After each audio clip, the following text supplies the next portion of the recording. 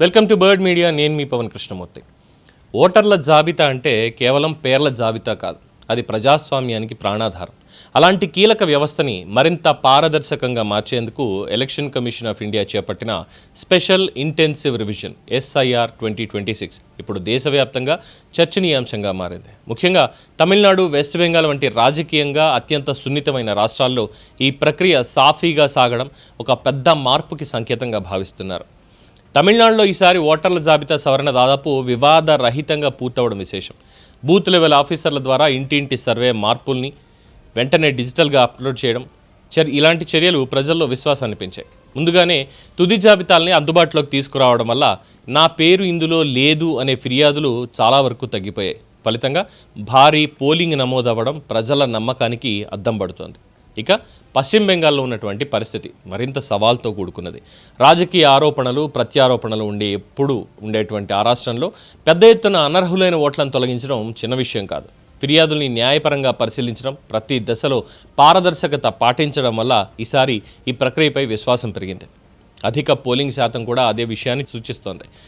ఓటర్కి తన హక్కుపై నమ్మకం పెరిగితే అతను తప్పకుండా పోలింగ్ బూత్కి వస్తాడు. ఈ మొత్తం ప్రక్రియలో టెక్నాలజీ కీలక పాత్ర పోషిస్తోంది. Digital revision, automated verification systems వల్ల ఒక వ్యక్తి 2 చోట్ల ఓటు ఉండే అవకాశాలు తగ్గాయి. గతంలో ఎక్కువగా వినిపించిన డూప్లికేట్ ఓటర్లు, ఫేక్ ఎంట్రీలు వంటి సమస్యలకి ఇది పెద్ద పరిష్కారంగా నిలుస్తోంది. అదే సమయంలో క్షేత్రస్థాయిలో మానవ పరిశీలన కొనసాగించడం వల్ల టెక్నాలజీ పరిమితులు కూడా అధిగమించగలిగారు. ఇక మరొక ముఖ్యమైనటువంటి విషయం ఏంటంటే ఈసారి ఈ ప్రక్రియ మొత్తాన్ని కూడా ముందుగానే ప్రారంభించడం. ఎన్నికలు దగ్గరలో కాకుండా ముందుగానే దశల వారీగా ఈ ప్రక్రియని పూర్తి చేయడం వల్ల రాజకీయంగా ఉద్రిక్తతలు తగ్గుముఖం పట్టాయి. పార్టీలకు కూడా తమ అభ్యంతరాలని బలంగా చెప్పేందుకు సరిపడే సమయం దొరికింది. దీంతో ఎన్నికల రోజున కలిగే గందరగోళం చాలా వరకు తగ్గిపోయింది. అయితే ఈ విజయాన్ని పూర్తి స్థాయిలో అర్థం చేసుకోవాలంటే ఒక విషయాన్ని గుర్తుంచుకోవాలి. ఓటర్ల జాబితా శుద్ధి ఒక నిరంతర ప్రక్రియ. ఒకసారి పూర్తి అయిపోయింది అంటే సరిపోదు.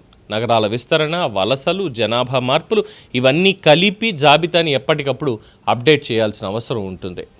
మొత్తానికి SIR 2026 ఒక స్పష్టమైనటువంటి సందేశాన్ని ఇస్తోంది.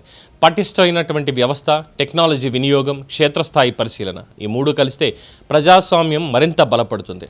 ఓటు హక్కుపై నమ్మకం పెరిగితేనే ప్రజలు పెద్ద ఎత్తున పాల్గొంటారు. అదే ప్రజాస్వామ్యానికి అసలైనటువంటి విజయం. దీని మీద మీ అభిప్రాయం తెలియచేయండి. చూస్తూనే ఉండండి ది బర్డ్ మీడియా.